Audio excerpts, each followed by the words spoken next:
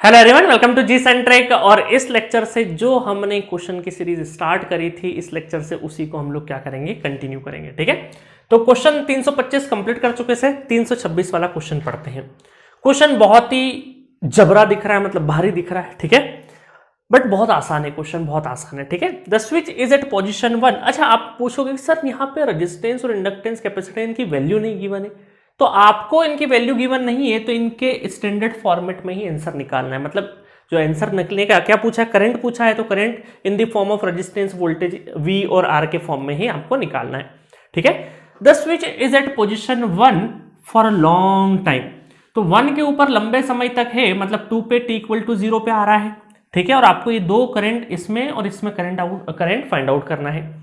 तो 1 पे अगर देखेंगे तो इस तरीके से सर्किट ड्रॉ होगा। तो इसका मतलब है दोनों कैपेसिटर पे इस वोल्टेज सोर्स का इंपैक्ट हो रहा है क्या? बिल्कुल हो रहा है। तो इसका मतलब हम देखेंगे कि स्टेप नंबर 1 की अगर बात करें, है ना, स्टेप नंबर 1 की, स्टेप नंबर 1, तो that is t equal to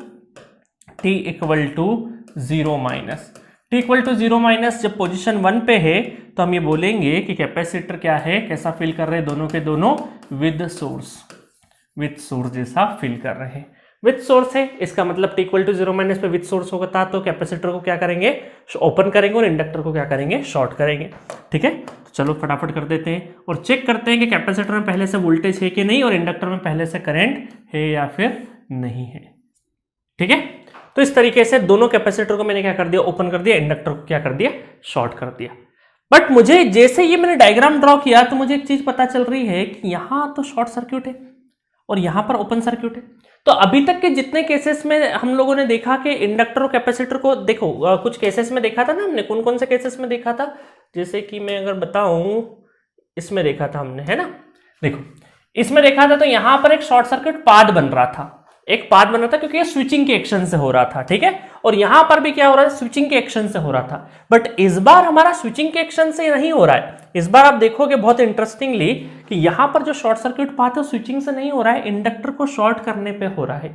तो हम पहले से ये पता नहीं कर सकते हैं कि विद सोर्स है या विदाउट सोर्स है।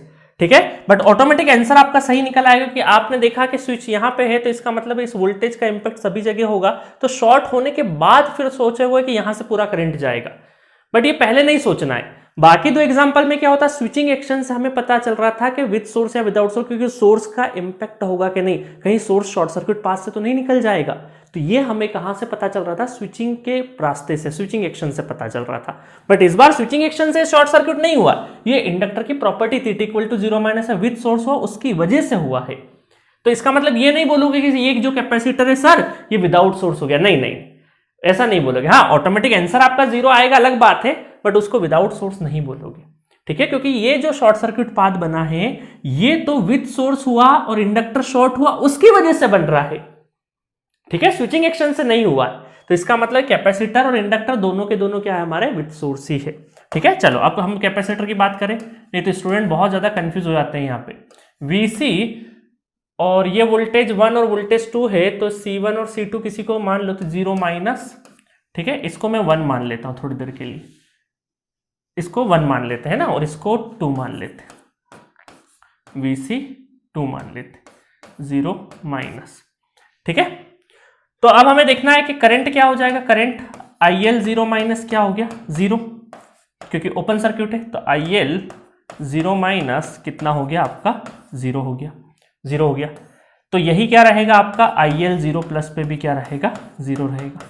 दूसरा चीज है कि अगर मैं KVL लिख दूंगा इसमें, तो यही वोल्टेज यहाँ पे प्लस और माइनस, तो ये हो जाएगा VC 0 minus equal to V, वही हो जाएगा VC 0 प्लस पे।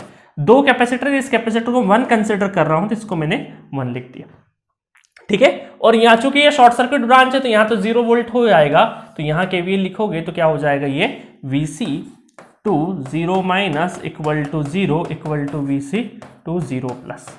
ठीक है, तो एक कैपेसिटर, अब देखो आंसर आप वहां पे ये करते ना कि इसको शॉर्ट कर देते और फिर विदाउट सोर्स बोलते, उससे भी इनिशियल रिलेक्स से आंसर तो सेम आता, बट आपका जो कॉन्सेप्ट है वो गलत है। क्योंकि अभी तक के जो पिछले दो क्वेश्चन में हमारे कुछ एलिमेंट विदाउट सोर्स थे और कुछ थे विद सोर्स, वो स्विचिंग की वजह से हो रहा था। बट इस क्वेश्चन में किसकी वजह से हो रहा है, विद सोर्स अप्लाई होने के बाद शॉर्ट सर्किट पाथ बन रहा है, उसकी वजह से जो आंसर आ रहा है वो 0 है। ठीक है, डिफरेंस समझ में आ गया। चलो आगे बढ़ते हैं। तो इसका मतलब है कि हमें क्या फाइंड आउट करना है, 0 प्लस पे दोनों करंट फाइंड आउट करना है, दोनों करंट अभी फाइंड आउट करना है। तो अभी करंट तो यहाँ 0 plus 0 t equal to 0 minus पे सिर्फ और सिर्फ क्या चेक करते हैं हम लोग, इंडक्टर के थ्रू करंट और कैपेसिटर के अक्रॉस वोल्टेज, बाकी कोई क्वांटिटी चेक करते क्या, नहीं करते हैं। ठीक है, चलो स्टेप नंबर 2 पे चलते हैं। स्टेप नंबर 2 पे, स्टेप नंबर 2, तो यहां पे t equal to 0 plus, t equal to 0 plus, t equal to 0 plus पे सर्किट ड्रॉ करेंगे। जिसके पास वोल्टेज है वो वोल्टेज सोर्स बन जाएगा, जिसके पास नहीं है वो क्या बन जाएगा, शॉर्ट सर्किट बन जाएगा।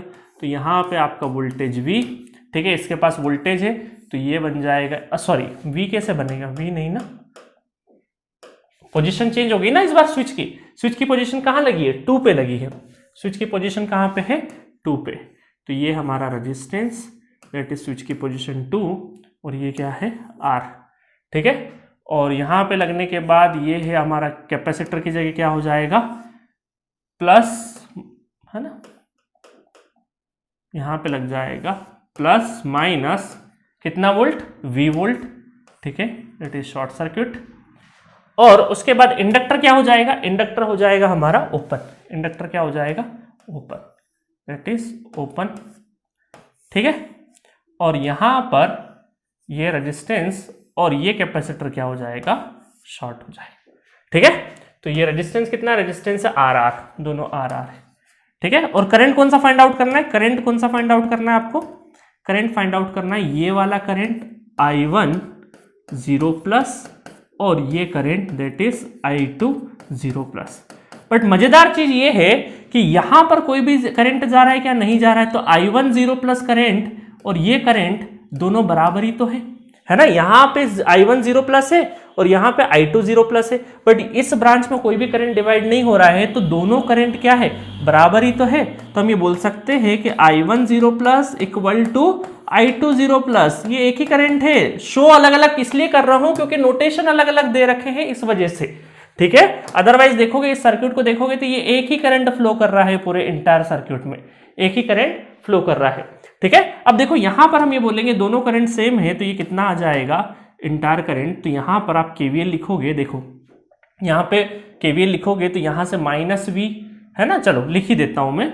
यहां से करंट के डायरेक्शन से प्लस माइनस की पोलरिटी यहां पे डिसाइड होगी और प्लस माइनस की पोलरिटी ऐसे डिसाइड होगी, ठीक है।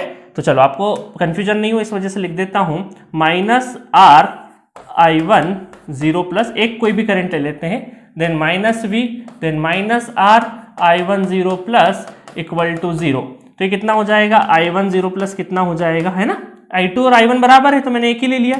तो ये हो जाएगा आपका ये 2 टाइम्स, तो -V बाय, है ना, दोनों 2 होके उधर जाएगा, पॉजिटिव बन जाएगा, -2V bye 2R is the answer. और यही हमारा क्या रहेगा, I2 0 प्लस भी वही रहेगा, ठीक है। समझ में आया, ठीक है, समझ में आया। तो अब देखो थोड़ा सा, अगर थोड़ा सा नॉलेज लगाओगे तो यहां पर इंडक्टर था, ये इंडक्टर, तो इंडक्टर में देखो अगर मैं ये तो ओपन सर्किट हो गया क्योंकि इसका t इक्वल टू 0 प्लस पे बिहेवियर वो था, बट अगर मैं थोड़ा सा फिजिकली जाऊं इसमें, तो यहां पर एक करंट इस रास्ते से आ रहा होगा, एक करंट ऐसे, तो इक्वल टू देखो इस ब्रांच में क्या हो रहा है, I1 अपोजिट और I2 और दोनों सेम बराबर क्वांटिटी के, एक अपवर्ड है और एक दूसरा डाउनवर्ड है, तो नेट सम तो क्या होगा करंट का, 0 होगा। देखो किसी भी वायर में एक 2 एम्पेयर का करंट और एक 4 एम्पेयर का करंट फ्लो नहीं हो सकता क्योंकि ये KCL का वायलेशन है।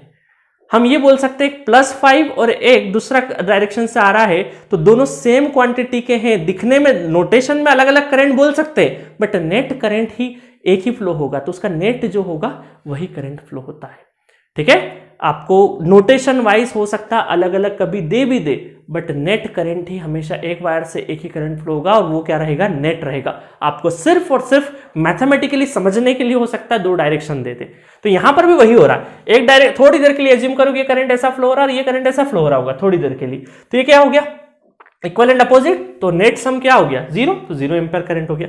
खैर वो तो एक फिजिकली आपको समझाने के लिए मैं बता रहा हूं, अदरवाइज तो t इक्वल टू 0 प्लस पे ओपन है तो करंट 0 है, तो अब देखोगे तो एक ही करंट फ्लो हो रहा है, that is -V bye 2R, ठीक है। चलिए नेक्स्ट क्वेश्चन पे चलते हैं। चलिए एक और क्वेश्चन करते हैं, क्वेश्चन नंबर 327। बहुत ही जबरदस्त क्वेश्चन है और मैं सभी को बोलूंगा कि वीडियो को पॉज करें और ये क्वेश्चन को ट्राई करें। जो इसका आंसर निकाल के लेके आ गया है तो आप समझो कि बहुत कुछ उसके फंडे क्लियर है, बहुत सारा जो बेसिक्स में उतने मेहनत करी थी वो फल देने लग रही है ना। तो इस वीडियो को पॉज करो और ये क्वेश्चन सभी लोग ट्राई करो, चाहे अधूरा हो, गलत होगा कोई दिक्कत नहीं, गलत करने से मत डरा करो, ठीक है। चलो, तो यहां पर दे रखा है the switch is open for a long time, switch क्या था, ओपन था, and it is closed at t=0, then find I20 plus I2C0 plus, है ना, I2C0 प्लस, मतलब ये I2C जो 0 प्लस है, मतलब इस कैपेसिटर जो 2C कैपेसिटेंस है इसके थ्रू कितना करंट जा रहा है 0 प्लस टाइम पर, वो आपको निकालना है। समझ में आ गया क्वेश्चन? तो चलो चलते स्टेप नंबर 1 2 3 पे। So step number 1 t equal to 0 minus, t equal to 0 minus पे स्विच क्या है, ओपन है, तो ये वोल्टेज देखो, ये लूप भी बन रहा है, ये लूप भी बन रहा है, मतलब ये वोल्टेज का इंपैक्ट दोनों पे रहेगा। तो इसका मतलब हम ये बोल सकते हैं कि कैपेसिटर क्या है, विद सोर्स है, ठीक है।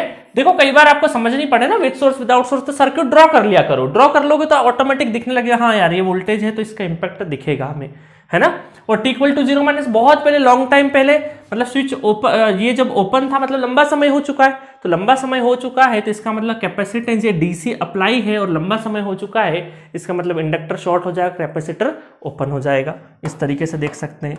तो चलो विद सोर्स होगा तो हम लोग सर्किट ड्रॉ कर देते हैं फटाफट। 18 वोल्ट, धीरे धीरे सीख जाओगे ना, डरना मत कि विद सोर्स विदाउट सोर्स समझ नहीं आ रहा, आप 10-15 क्वेश्चन को देखो किस तरीके से हमने लिखा with source without source, automatic सब क्लियर हो जाएगा, ठीक है। चलो फटाफट यहां पे देखते हैं, ये रेजिस्टेंस और ये इंडक्टर को मैं कर देता हूं शॉर्ट, ठीक है। और यहां पर ये ओपन था तो इसका मतलब ये लाइन बनाने का मतलब ही नहीं है, ठीक है, या चलो बना लो आपकी संतुष्टि के लिए। और ये है हमारा ओपन, ठीक है, और ये भी क्या हो गया, ओपन हो गया, ठीक है, दोनों ओपन हो गए। तो अब यहां पर देखेंगे कि पहले तो मैं रेजिस्टेंस लिख देता हूं 2 ओम 4 ओम। कई बार क्वेश्चन को नोट करने में भी गड़बड़ कर देते हैं ना, रेजिस्टेंस की वैल्यू इधर उधर कर देते हैं तो भी आंसर गलत होते हैं। आप प्रैक्टिस करोगे तो सारी कमियां आपको पता चलती जाएगी। अब करंट के डायरेक्शन के हिसाब से ही प्लस माइनस लेंगे हम लोग, है ना, प्लस माइनस कुछ इस तरीके से अज्यूम कर ले, वैसे तो क्वेश्चन में गिवन होते हैं। तो हम यहां पर देखेंगे कि ये जो वोल्टेज है हमारा, इस वोल्टेज को बोलेंगे 2C 0 माइनस वोल्टेज और VC 0 माइनस वोल्टेज, ठीक है। चलो, और यहां पे जो करंट है वो कितना हो जाएगा हमारा IL 0 माइनस। तो अब देखिए क्या क्या हमें फाइंड आउट करना है, हमें देखिएगा, थोड़ा सा कलर डिफरेंट ले लेते हैं।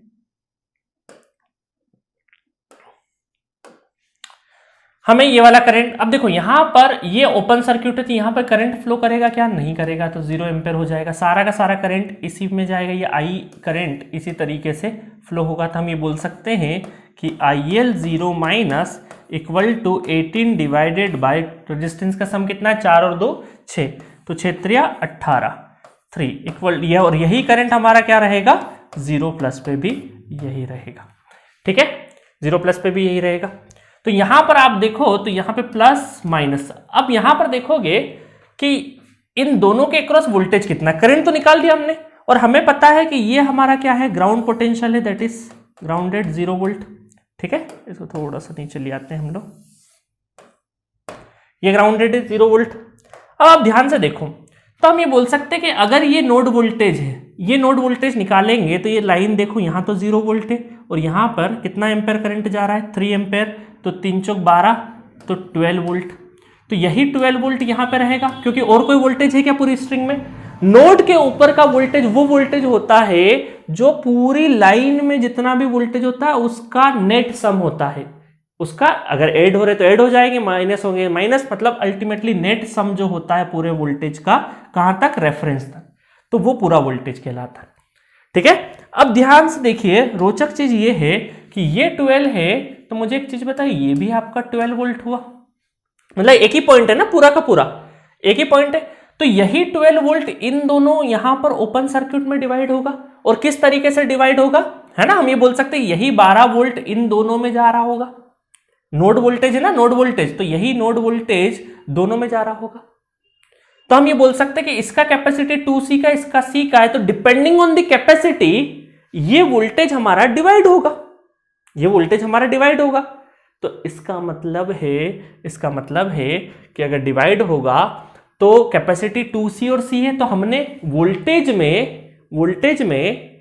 कैपेसिटेंस में वोल्टेज डिवीजन रूल सीखा है ना, बिल्कुल सीखा है, तो वो लगा देते हैं। तो हमें पता चलेगा यहां से, ठीक है, ध्यान से देखना, हमें ये पता चलेगा कि 2VC जो है अगर उसके अक्रॉस वोल्टेज निकालना है तो कैपेसिटेंस में उल्टा चलता है वोल्टेज डिवीजन, जिसमें नहीं निकालना वो ऊपर, तो इसमें C नहीं निकालना है, C plus 2C into total voltage कितना है 12 है, तो ये कितना हो जाएगा 3C से C कैंसिल हो जाएगा, 3 चौक 12, तो ये हो जाएगा आपका 4 वोल्ट। और V2C जो है, सॉरी नॉट 2C, VC जो है वो कितना हो जाएगा, या तो ऐसा कर दो कि 12 में से 4 गया तो बचा हुआ यहां पे रहेगा, या निकालना चाहे तो इसे भी निकाल दो, C प्लस 2C इंटू 12, तो 3 चौक 12, 4 दूनी 8, 8 वोल्ट। तो वोल्टेज डिवीजन रूल लग गया भाई साहब यहाँ पे। तो वोल्टेज डिवीजन के हिसाब से ये हमारे क्या आए, और सारे के सारे ये जो थे वोल्टेजेस ये हमारे किस पे थे, 0 माइनस पे, 0 माइनस, और यही हमारे क्या हो जाएंगे VC 2C 0 प्लस पे, और यही हमारा हो जाएगा VC 0 प्लस पे। ठीक है, समझ में आया, बहुत ही इंटरेस्टिंगली समझ में आया आपको, ठीक है, निकाल दिया हमने। अब हम क्या करेंगे, स्टेप नंबर 2 पे चलते हैं। स्टेप नंबर 2 पे चले अगर, तो ये हो जाएगा हमारा step number 2, T equal to 0 plus, T equal to 0 plus, T equal to 0 plus, T equal to 0 plus पे अब हमारे पास क्या है, इंडक्टर में पहले से करंट भी है, कैपेसिटेंस, दोनों कैपेसिटेंस में पहले से वोल्टेज भी है, तो T इक्वल टू 0 प्लस पे तो बहुत ही जबरदस्त सर्किट बनेगा कि यहां पर आपका 18 वोल्ट तो पहले से है, रेजिस्टेंस भी यहां पर है और ये रेजिस्टेंस भी है। अब यहां पर ओपन सर्किट के साथ में क्या बनेगा, एक करंट सोर्स बनेगा जिसकी डायरेक्शन जो पहले से फ्लो हो रहा वही रहेगा, 3 एम्पेयर का करंट सोर्स हो जाएगा। और साथ में T इक्वल टू 0 प्लस पे स्विच की पोजीशन क्या हुई है, क्लोज हो गया स्विच, तो स्विच क्या हो जाएगा, अब आपका स्विच हो जाएगा क्लोज, बंद हो जाएगा, और कैपेसिटेंस क्या हो जाएंगे प्लस माइनस 4 वोल्ट, ठीक है। और यहाँ पे है ना कैपेसिटर, वो शॉर्ट बार बार करने की जरूरत तो है नहीं, समझदार हैं आप। और यहाँ पर क्या होगा plus minus 8 volt, plus minus 8 volt. और ये कितना हो गया आपका 4 ohm resistance, that is 2 ohm resistance. और आपसे पूछा है क्वेश्चन में, आपसे पूछा है कि ये जो करंट है I2C 0 प्लस, ये आपको कैलकुलेट करना है, ठीक है। जिसने यहां तक कर लिया होगा उसको बहुत बहुत बधाई, आप बहुत कुछ सीख गए, क्योंकि यहां पर यही कोड आपको, मतलब जो डिकोडिंग करनी थी वो यही करनी थी कि यहां पे किस तरीके से वोल्टेज निकालना है। ये एक यहां पे अगर आपने निकाल लिया, मतलब आपका जो दिमाग है बहुत अच्छा चल रहा है। चलो अब चैलेंज है कि इस तरीके से आप करंट कैसे निकालेंगे। अब बहुत सारे स्टूडेंट क्या करेंगे, बहुत सारे स्टूडेंट क्या करते हैं कि इसको 4 वोल्ट मान लेते हैं। नहीं, ये 4 वोल्ट तभी होता जब ये आपका क्या होता 0 वोल्ट होता, बट क्या ये 0 वोल्ट है, नहीं, 0 वोल्ट तो क्या है, ये है, तो ये वाला जो रहेगा ये हमेशा नोड वोल्टेज रहता है ना, तो ये गलती नहीं करने का, ये गलती नहीं करना। नोड वोल्टेज हमेशा इन दोनों का सम रहेगा, जहां से 0 वोल्ट है ग्राउंड से लगा के उस पॉइंट तक, मतलब पूरा का पूरा आपका सम रहेगा। इसको ग्राउंड मानने की गलती मत करना, ठीक है। तो कई सारे लोग यहाँ पे नोड वोल्टेज 4 वोल्ट कर देंगे, ऐसा नहीं करना। पूरा मैंने आपको बता रखा है कि जब भी रेफरेंस और नॉन रेफरेंस नोड के बीच में जो वोल्टेज होगा वो नोड वोल्टेज कहलाता है। तो ये तो पूरा है ना, रेफरेंस और नॉन रेफरेंस नोड के बीच में पूरा वोल्टेज। हाँ, इसको आप बोल सकते हैं डेफिनेटली, सॉरी, इसको आप बोल सकते हो कि हाँ बिल्कुल ये 8 वोल्ट रहेगा, बिल्कुल कोई दिक्कत नहीं, क्योंकि ये बोल सकते, बट इसको 4 वोल्ट नहीं बोल सकते, है ना। लॉजिक समझ में आ गया होगा आपको आई थिंक। चलो अब हमें पता है थोड़ी देर के लिए कि मुझे पता है अगर ये देखूं मैं तो इस नोड का वोल्टेज, ये दोनों एक ही नोड है, तो इन दोनों स्ट्रिंग का समेशन होगा, तो 8 + 4 दैट इज 12। और मैं किसी तरीके से अगर ये करंट निकाल लूं और ये करंट निकाल लूं तो मैं KCL लगा के ये करंट निकाल सकता हूं। और मुझे एक चीज बताइए, ये 4 वोल्ट और ये दोनों एक दूसरे के पैरेलल है, क्यों? क्योंकि इनके सर से सर जुड़े हुए हैं और पैर से पैर जुड़े हुए हैं, है ना, सर से सर पैर से पैर, तो ये क्या है, पैरेलल है। तो इसका मतलब 4 यहीं पे अप्लाई हो रहा होगा, एग्जैक्टली 4 वोल्ट, ठीक है, एग्जैक्टली 4 वोल्ट। तो इसका मतलब वोल्टेज भी है, रेजिस्टेंस भी है, तो करंट कितना हो जाएगा, that is 1 ampere current V by R. ठीक है, और रही बात यहां के करंट की, रही बात कहां के, यहां के करंट की, तो ये करंट क्या हो जाएगा, ये करंट 18 माइनस 12 है ना, इसको थोड़ी देर के लिए मैं I1 मान लूं, तो I1 कितना हो जाएगा 18 माइनस 12 डिवाइडेड बाई 2, तो कितना 6/2 दैट इज 3 एम्पेयर। ये करंट कितना हो जाएगा 3 एम्पेयर हो जाएगा। तो अब यहां पे अगर आप KCL लगा दोगे, KCL भी नहीं लगाना, 3 इधर से आ रहा है, 1 इधर चले गया, तो बचा हुआ I2C 0 प्लस कितना हो जाएगा 2 एम्पेयर हो जाएगा, है ना। KCL भी लगा दो, या तो 1 उधर चले गया बाकी उधर चले गया, ऐसा भी कर सकते हो। तो 2 एम्पेयर करंट आपका आ गया है। तो फाइनली आंसर कितना आ गया, I2C 0 प्लस का आंसर कितना आ गया 2 एम्पेयर आ गया। यहां पर बहुत सारे लोगों का गलती हुई होगी, यहां पर 2 एम्पेयर बड़ी आसानी से नहीं आता है। मैं ऑफलाइन में कई सारी कॉपियां देख चुका हूं, तो हो सकता है, क्योंकि देखो इतने सैंपल दिमाग, इतने सैंपल देख ली दिमाग के कि कहीं ना कहीं वही कॉमन मिस्टेक करते, इसलिए मैं लेक्चर में ऑलरेडी आपका जो डाउट होता है उसको इंक्लूड कर लेता हूं। तो यहां पर हो सकता है ये करंट निकालने में बहुत सारे लोगों को थोड़ी सी दिक्कत आई होगी, बट कोई दिक्कत नहीं, लर्निंग है, सीख गए हम। इस तरह का सिमिलर केस आएगा तो हम मिस्टेक नहीं दोहराएंगे और वहां पे कर देंगे। ठीक है, सो इस लेक्चर में इतना ही। बाकी का जो वेरिएशन है अगले लेक्चर को, ये अगला जो क्वेश्चन आ रहा है वो अलग वेरिएशन वाला है, इस वजह से मैं इसको अगले लेक्चर में डिस्कस करूंगा। ठीक है, तो प्रैक्टिस करते रहिए, जितने क्वेश्चंस कराए उसकी बार बार प्रैक्टिस करते रहिए, सीखते जाएंगे, अपने ऊपर भरोसा रखिए, और जो छोटी छोटी गलतियां कर रहे हैं उसको दोहराओ मत। ठीक है, रिपीट मत करो अपनी मिस्टेक्स को। ठीक है, तो मिलेंगे नेक्स्ट लेक्चर में और भी बेहतरीन वेरिएशंस के साथ। Okay, thank you.